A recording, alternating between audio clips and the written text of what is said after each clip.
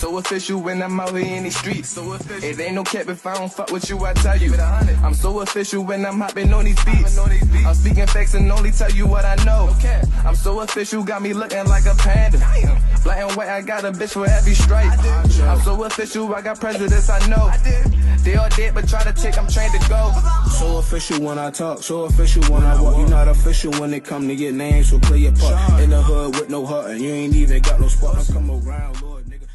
What's going on, YouTube? You already know it's your boy, Little T. Back and for the fact you already know how yeah, man, hey, man, check it out, check it out, check it out. Now, we got that boy, LBJ. If you don't know what LBJ is, they also call him the king. They also call that boy the GOAT, the greatest of all time. Number 23. Now he rocking 6. LeBron James. You talking about?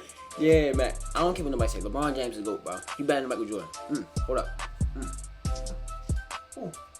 Had to get something. Oh, I ain't much to see that. But yeah, yes, it's LeBron James 2018 playoffs run. Explain now.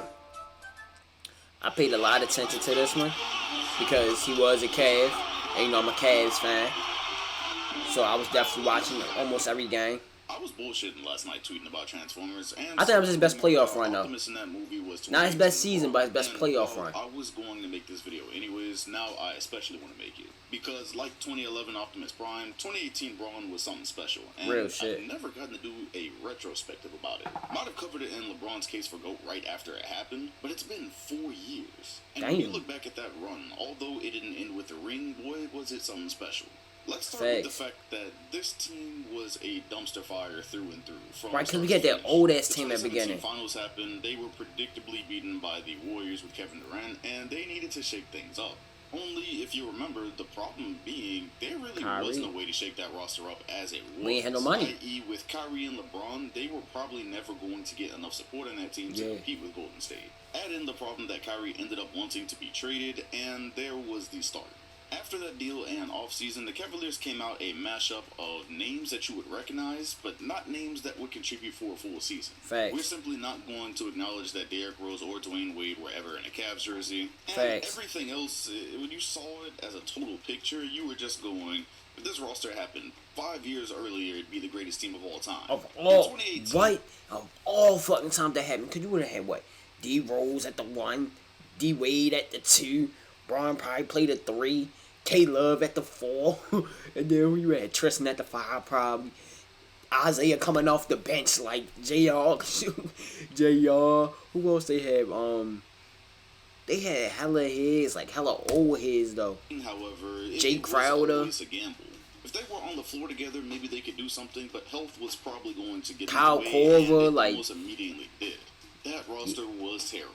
There was a new story every day about the dysfunction, and finally, on one unsuspecting day, our phone started buzzing, and they kept buzzing. What? We traded every fucking body. I remember that day clearly, because I was like, yo, we didn't trade it. First of all, I was mad because we traded Kyrie for Isaiah Thomas. Everybody was liking that shit. I never liked that shit, yo. I knew he was not going to fit with us because he's a ball-dominant player. He can't really play off ball, and everybody knows Braun needs the ball in his hands. And he can't play defense, so that's even worse. He was like a downgrade Kyrie Irving for real. And that just ain't work for me, bro.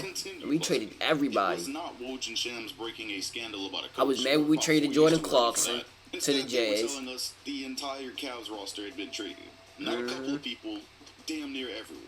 They sent Dwayne Wade back to Miami, D Rose to the Jazz, which he never got to play there. Just guys all over the place for a roster that, when you looked at it from top to bottom, was pretty sorry, but it at least fit better than what they had. Facts. And LeBron agreed after they defeated the Boston Celtics for their first game. He famously or infamously remarked, "We got a squad now." Comparatively, he wasn't wrong.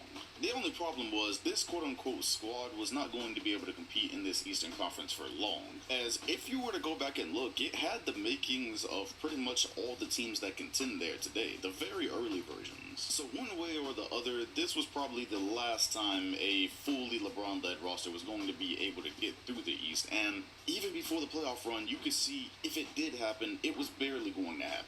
As a matter of fact, with the way the Toronto Raptors looked that year, it's fun to laugh at them in hindsight, but they were very good. LeBron's team was not very good. This was probably the first time in around 6 or 7 years that LeBron was flat out expected to lose before the NBA Finals. There were some years where it was questionable. It had probably been around a decade since it looked like it was just a mountain too high to scale. But those problems started even earlier than we expected.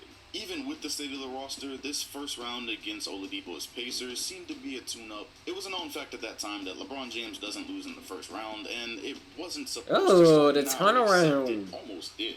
After 4 grueling games, this series was knotted up at 2 apiece, leading us to LeBron's first epic moment of this playoffs. That buzzer beat, I was watching this game.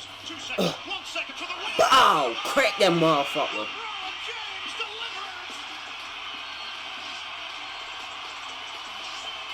Bang! I was hyped as shit when I seen that.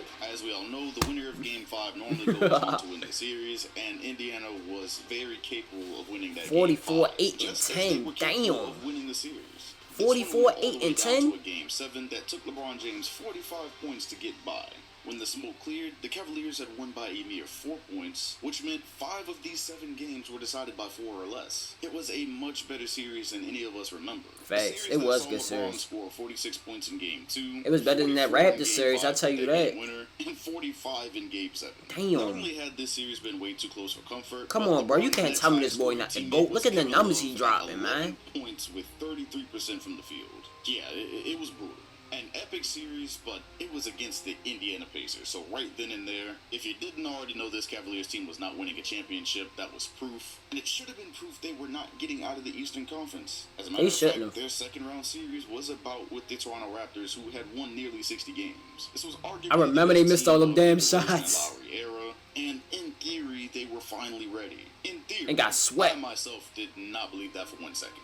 I thought that the Raptors should have won that series. I did too. I picked the Cavaliers in 7. I just did not think they were going to get over the LeBron hump. Not only did they fail to clear this hump, man. They got swept. LeBron put up averages of 34, 8, and fuck 11 them up with 2 easy. steals, very similar to his Indiana Pacers stat line, by the way. While he also touted 55% from the field, which included a bevy of fadeaways that officially dubbed watch this the feed, era watch the LeBron's feed, watch the feed. And as if the series hadn't already Come been on, over, Galera, you gotta know he ready won feed. both of Toronto's home games, because they had home court, by the way. Just in case the Raptors were going to spin the block and do the same to them in Cleveland, LeBron closed that door too. 3 seconds to go. Throws up the floater. Good night, Cleveland. That is for you. That is for you. This series was flat out humiliating. Also fair to mention, his team stepped up far more here. Kevin Love averaged 20 and 11. Kyle Korver. I was going to say Kyle Lowry. Kyle Korver even averaged 15 points. Really, the team lit up Toronto, but okay, LeBron, of course, had the legendary I didn't really watch moments. that series. I'm After not going to lie. I didn't really watch the Toronto Raptors lost their series. lead, we kind of knew this one was cooked. And with the Philadelphia 76ers having been prematurely eliminated, it was anybody's guess what was going to happen. That was a good The series. Boston Celtics team they were up against The next Celtics did not versus have the Kyrie Irving Cavs, or that was a Hayward. good ass one. Yet, according to Marcus Morris, they were going to be able to get the job done. As he remarked, the other teams LeBron had played against thus far didn't know how to play defense. Pretty bold words when you knew you were going up against this guy next, but that squad had all the confidence in the world. 34, 9, and 9. Damn. Would be 4 wins away Nigga from averaged the NBA 34, Finals 9, at and that point 9. Like, players. Yet here they were in a very winnable series. As a matter of fact, the Boston Celtics would take a 2-0 lead, which was the first time LeBron James would face that deficit in the Eastern Conference since he did it against the Celtics in 2008. That just spoke to how long he had dominated the East, but also to the fact that this really was the year he presumably wasn't going to make it. With this roster, he shouldn't have. With everything that had happened that season, he shouldn't have. These first 2 games were blowouts. If the Celtics could now just do it one more time in Cleveland, it was probably a wrap. However, we all knew LeBron wasn't going away quietly, as even in Game 2 that was a blowout, he had 42 points. Cleveland would not up the series, as in Game 4, LeBron would post 44, and in the do-or-die Game 6, he would post 46. Leading to a Game 7 in Boston, by the way. It was truly set up for something legendary. It was a great back and forth game. Everything was in place for Boston to advance, as Jason Tatum even got one in on LeBron and made the mistake of chest bumping him afterwards. Safe to say he got caught up in the moment. A couple of minutes later, LeBron was burying this team and proclaiming victory on their home floor. He finished with series averages of 33 points, 9 rebounds, 8 assists, while shooting 52% from the field and 40% from that boy hate Once Boston, again, boy. his He hate best Boston. Teammate Kevin Love at 12.5 points a game. Also, he was not available in Game 7.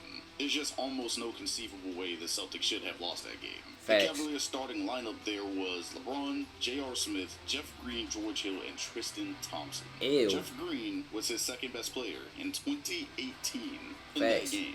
As Jeff Van Gundy was sure to remark, he had never seen anybody do more with less, which was quite unfortunate for the viewers because he was now going to have to take that feat against quite possibly the best team of all time.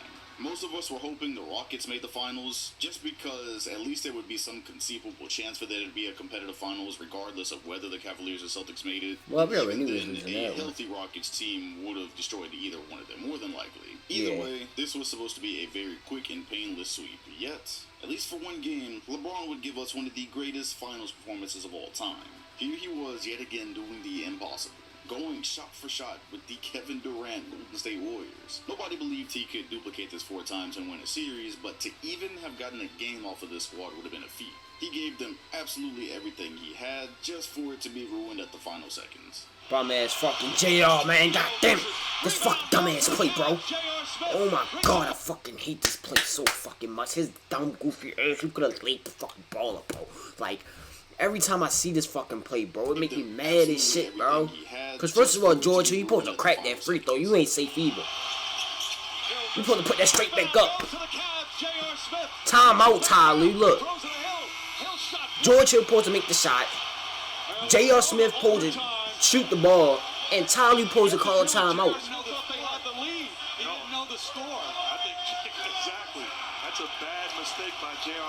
A dumbass mistake. Fuck bad.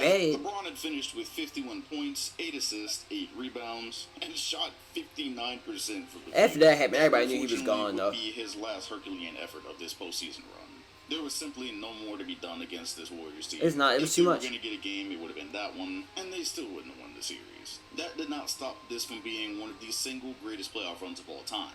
With the Cavaliers roster being as weak as it had been in years, plus the Eastern Conference very much about to change the balance of power, LeBron would leave and start a new journey in the West. But there is no doubt that getting that Cavaliers team to the NBA Finals has got to be one of the better accomplishments of his career. If you Facts. want to say the Pacers were a weak team and the Boston Celtics were injured, there is still the case of the Toronto Raptors that very much should have at least won 2 or 3 games. Getting swept.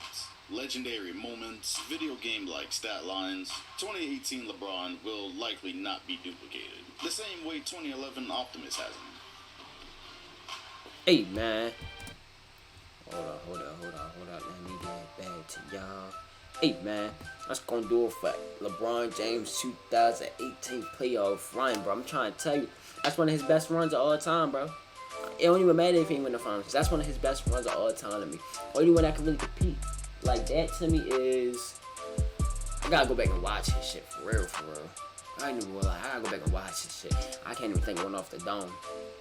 But yeah, that's gonna do it for this video. Let me just want to see down in the comments below. Make sure you guys like, comment, subscribe. Hope y'all enjoyed the vibe, man. Peace.